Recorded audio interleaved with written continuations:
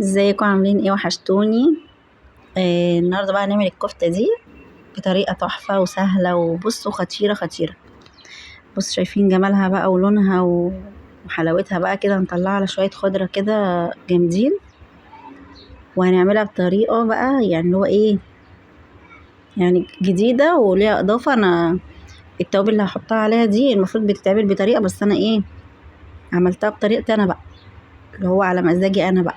وهتاخدوا طريقه وهتاخدوا طعم تحفه حكايه، يعني مش قادره اقول لكم مهما اوصف لكم على جمالها تحفه. انا عملتها والله من جمالها، عملتها ما شاء الله يومين ورا بعض، بانها تحفه وحلوه كده، واحلى من بره واحلى من الجاهزه. وشوف احنا لو جبنا من بره هتبقى بقد ايه.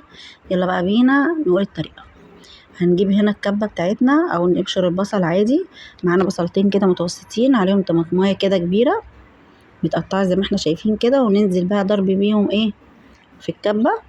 ومش هننعمهم خالص ومش هنصفي ميتهم ولا اي حاجه، زي ما احنا شايفين كده نضربها ضربه والبصل يبقى خشن كده، مش ناعم يعني، فاهمين؟ وكمان عشان ايه ما تنزلش البصل، ما تعصرش الميه بتاعتها.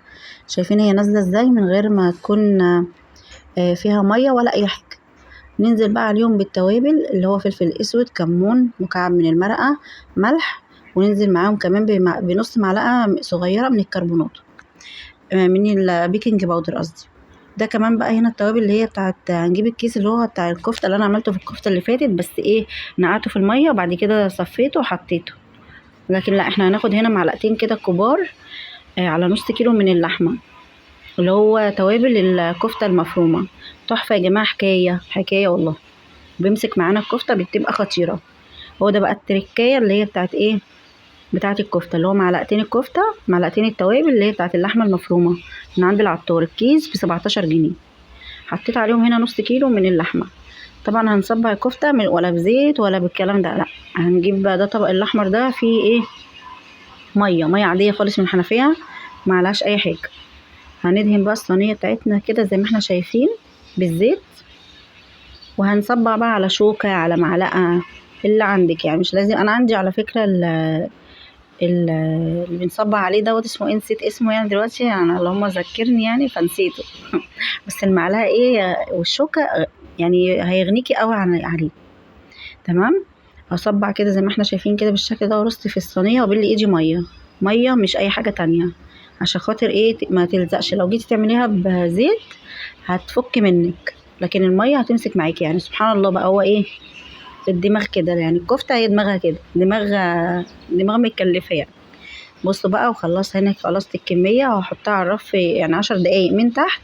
وبعد كده هحطها على الرف اللي في النص من غير شوايه ولا اي حاجه. انا كده كده ما عنديش شوايه في الفرن يعني، بس ايه، مش محتاجه اصلا شوايه. تمام. شايفين بقى، بصوا الطعامه والحلاوه، يعني خدت تلت ساعه او 25 دقيقه بالظبط. شايفين الحلاوه والجمال بقى. حطينا هنا كده شويه خضره بقدونس، وعليها بقى كام صباع من الكفته كده. وشايفين العظمه بقى، العظمه لله طبعا وحده. ادي يا ست الجمال والحلاوه اهو. يلا بقى جربيها، عايزاكي تجربيها حتى ان شاء الله لو في ربع كيلو، هتفرق معاكي. وبصي، ومن غير توابل كتير ولا اضافات كتير، بس هي خطيره. جربيها واشتركوا في القناه، واشوفكم بقى في وصفه جديده. سلام عليكم.